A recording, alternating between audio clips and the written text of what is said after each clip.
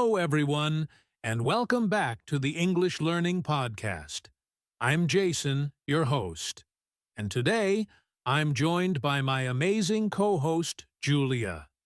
Hi, Julia. Hi, Jason. Hello to all our listeners. We're so happy you're here with us again. Yes, absolutely.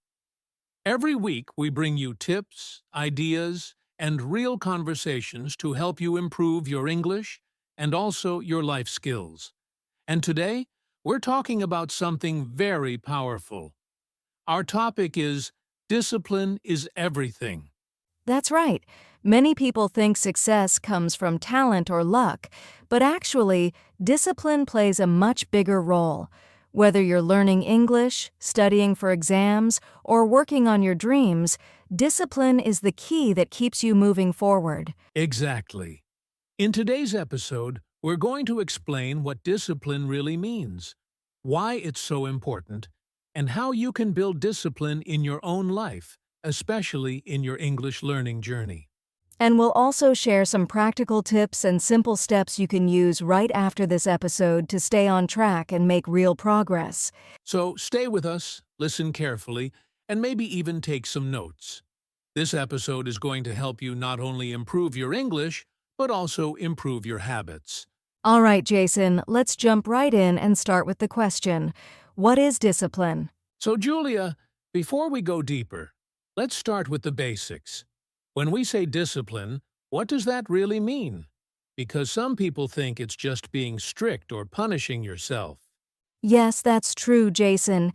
Many people hear the word discipline and think about rules, punishment, or something very hard. But actually, discipline is much more positive. It means training yourself to do something regularly and consistently, even when you don't feel like it. So it's like building a good habit? Exactly. Discipline is like a personal coach inside you. It helps you stay on track with your goals. For example, waking up early to study, practicing English every day, or exercising even when you're tired, that's discipline. I like that. So discipline is not about being harsh. It's about choosing the right actions again and again until they become a habit. Yes, and it's also about self-control. You control your time, your energy, and your focus instead of letting distractions control you. That's so true. For example, instead of watching social media for hours, a disciplined learner might decide to spend just 20 minutes practicing English listening. It's a small action, but repeated every day, it makes a huge difference. Right. And the good news is, discipline is not something you are born with or without. Anyone can develop it, just like a muscle. The more you practice it, the stronger it becomes. Perfect. So listeners, think of discipline as your secret tool. It's not punishment, it's freedom. It gives you the power to reach your goals. Beautifully said, Jason. And now that we know what discipline really means, let's talk about why it's so important in life. Now that we understand what discipline really is, let's talk about why it's so important in life. Julia, why do you think discipline matters so much? Well, Jason, discipline is like the foundation of a house. Without it, everything else can fall apart. You can have dreams, talent, or even good ideas, but without discipline, you won't take the daily actions to make them real. That's true. I've seen so many people start something with excitement but stop after a few days because they don't have discipline to continue. Exactly. Discipline gives you consistency, and consistency is what creates results in your health, in your studies, in your career, and even in relationships. I like that word, consistency. It's like when you go to the gym. One workout won't change your body, but small workouts over time will. Yes, and it's the same with English learning. One lesson won't make you fluent, but studying a little every day will. Discipline turns small steps into big achievements. Another thing I've noticed is that discipline gives you freedom. People think discipline is limiting, but actually it helps you control your time and energy. When you're disciplined, You finish important tasks faster, and then you have more free time. Absolutely. It also builds self-respect. When you keep your promises to yourself, like I will study 15 minutes a day, you start to trust yourself more. That trust becomes confidence. That's powerful. So discipline not only helps you reach goals, but it also shapes your character. You become someone people can rely on. Right. And this isn't just for adults or professionals. Even students, children, and people learning English can benefit. Discipline is a skill for everyone, everywhere. So, listeners, think of discipline as your best friend. It's what takes your dreams from paper to reality. Exactly. And now, since our podcast is all about English learning, let's connect this idea directly to how discipline can help you improve your English. So, Julia, our podcast is all about helping people improve their English. How exactly does discipline connect to learning a language? It's a great question, Jason. Learning English is not something that happens overnight. It's a process like planting a tree. You water it a little every day, and slowly it grows. Discipline is the water. Without it, the tree doesn't survive. I like that image. A lot of learners start with enthusiasm, maybe buy a book or download an app, but after a few days they stop. Without discipline, the progress disappears. Yes, discipline keeps you showing up even when you don't feel like studying.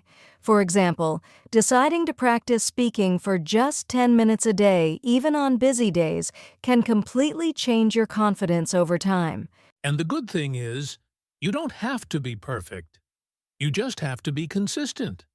Like listening to one podcast episode each day, reading a small article, or writing a short note in English. Those small actions build your skills. Exactly. Many successful English learners I've met didn't have special talent. They simply created a routine and followed it.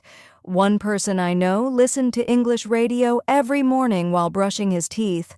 After a year, his listening skills improved a lot. That's a great story, and it's so simple. The key is making English a part of your daily life, not just a subject you study once a week. Right. And when you're disciplined with your English practice, you also build self-discipline in other areas: time management, patience, and focus.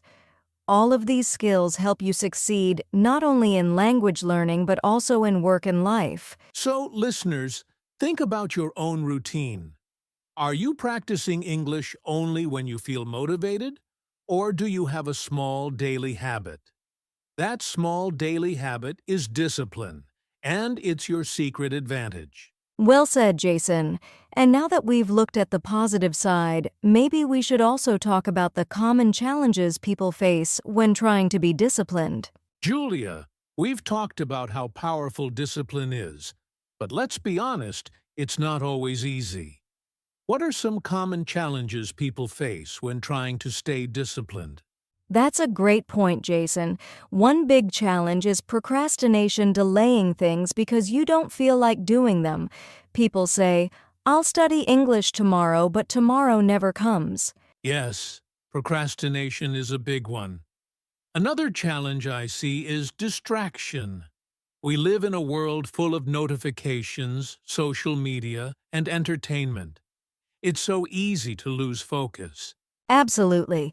Even a small distraction can break your routine, and then you feel guilty, which makes it harder to start again. Right.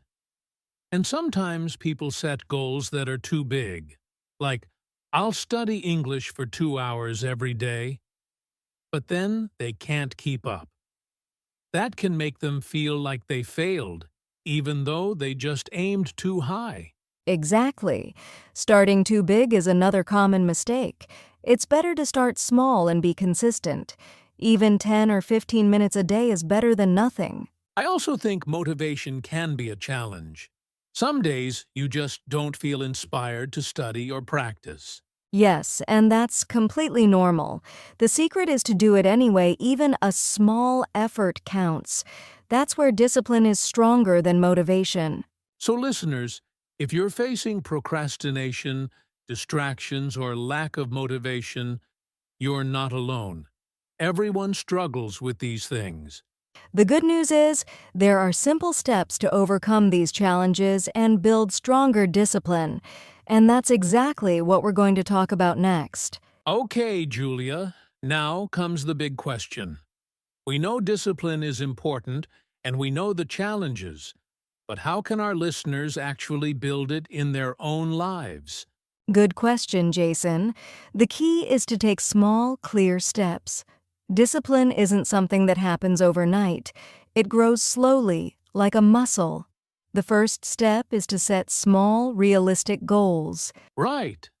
Instead of saying, I'll study English for 2 hours every day, start with something like, I'll practice speaking for 10 minutes each morning. That feels possible. Exactly. When goals are small and clear, your brain feels less resistance. After you succeed with small goals, you can increase the time or difficulty. What would be the next step? Step 2 is to create a routine. Pick a regular time and place for your habit. For example, listening to an English podcast every morning while having breakfast, or writing 3 new sentences in English every night before bed. I like that. Routines remove decision-making. You don't ask, should I study? You just do it, like brushing your teeth. Exactly. Step 3 is to use reminders and tools. Set an alarm on your phone, use a calendar, or keep a checklist. These little cues help you stay on track until the habit becomes automatic. That's a great tip. I sometimes put sticky notes on my desk with the phrase, practice English. It sounds silly, but it works. It does. Step 4 is to track your progress. Write down what you did each day. Seeing your progress motivates you to keep going. That's true. Even a simple notebook with check marks can be surprisingly powerful. Step 5 is to reward yourself. After completing your daily habit, give yourself a small reward like a short break, a piece of chocolate, or listening to your favorite song. It makes the brain associate discipline with something positive. I love that. Rewards make the process enjoyable instead of boring. And finally, step 6 is to be patient and forgive yourself. If you miss a day, don't quit. Just start again the next day. Discipline is about progress, not perfection. That's such an important point. Many people think one mistake means they've failed, but actually, it's normal. The winners are the ones who get back up and continue. Yes, and over time, these steps, small goals, routine, reminders, tracking, rewards, and patience will make discipline part of your identity. So listeners, take a moment and think about one small action you can start today for your English learning. Maybe listening to one podcast a day, or writing 5 new words. Start small, be consistent, and your discipline will grow. Exactly. And in the next part of our episode, we're going to talk about some mistakes people make about discipline so you can avoid them and stay on track. Julia, we've shared a lot of tips so far, but I think it's also important to talk about mistakes. What are some common mistakes people make when it comes to discipline? That's a great point, Jason. One big mistake is thinking discipline is about being perfect all the time. People believe if they miss one day, they've failed and should give up. But discipline is about consistency, not perfection. Yes, exactly. Another mistake is thinking discipline means being harsh or punishing yourself.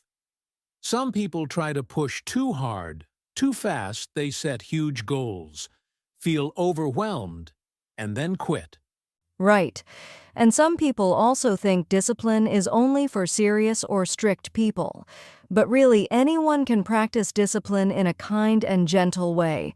It's not about being hard, it's about being steady. I like that kind and steady. So, listeners, don't fall into these traps. Don't aim for perfection. Don't punish yourself. And don't believe discipline is only for special people. Exactly. Discipline is your friend. It's like a guide that helps you move forward step by step. And the good news is, you can start practicing it right now in small ways. Perfect. And speaking of motivation, in the next part, we're going to share some inspiration and real-life connections to help you stay disciplined on your journey. Julia, before we finish, I think our listeners could use a little motivation. Discipline sounds great, but it can still feel hard. How can we inspire them to keep going? That's true, Jason. One thing I always tell my students is, discipline creates freedom. At first, it feels like you're making rules for yourself, but actually you're opening doors. For example, if you study English a little every day, soon you'll be able to travel, get better jobs, and talk to more people. That's freedom. I love that. And if you look at successful people, athletes, artists, business leaders, they're not always the most talented. They're the most consistent. Their discipline built their success, one small action at a time. Exactly, and you don't have to be famous to see results. We've seen ordinary people improve their English just by sticking to a simple daily habit. In a year, their life looks completely different. So listeners, think about your own goals. What could change in your life if you stayed disciplined with English for just 6 months? Imagine the confidence you'd feel speaking to someone new. That's a powerful image, and remember, every time you practice English, even for a few minutes, you're investing in your future self. Beautifully said, Julia. And to help you start, we have a small practice activity for you coming up next. All right, listeners, now it's your turn. We've talked a lot about discipline today, but we want you to actually practice it. Julia, what's a simple activity they can start right now? Here's something easy but powerful. Grab a piece of paper or open the Notes app on your phone. Write down one small English habit you can do every day for the next 7 days. It could be listening to an English podcast for 10 minutes, learning 3 new words, or writing one short paragraph in English. Yes, and keep it realistic. Don't choose something huge. Choose something small that you're confident you can do daily. Exactly. And once you've chosen your habit, set a reminder, maybe a phone alarm or a sticky note on your desk. This will help you remember. Then, at the end of the week, look back at your notes and see how many days you completed it. Even if you only do 5 out of 7 days, that's progress. That's discipline growing. Right. And if you enjoy the activity, you can keep doing it or even add another small habit. This is how discipline builds, step by step. So listeners, pause for a moment after this episode and write your one small daily English habit. That's your first step toward stronger discipline. Perfect. And now, Jason, shall we wrap up today's episode with a quick summary and goodbye? All right, listeners, that's it for today's episode on Discipline is Everything. We hope you enjoyed it and learned some practical tips to improve your English and your daily habits. Yes, remember, discipline isn't about being perfect or strict. It's about small, consistent actions every day. Start small, stay consistent, and you'll see amazing results over time. Absolutely. And don't forget to try our mini practice activity. Write down one small English habit and stick to it for a week. It's your first step toward building strong discipline. We'd love to hear from you too. Share your progress, your questions, or your success stories with us in the comments or on our social media. Thank you so much for listening. If you enjoyed this episode, make sure to subscribe to the English Learning Podcast so you never miss an episode. And remember, listeners, discipline is the key to your success in English, in life, and in everything you do. That's right. Stay disciplined, stay motivated, and we'll see you in the next episode. Goodbye, everyone, and happy learning.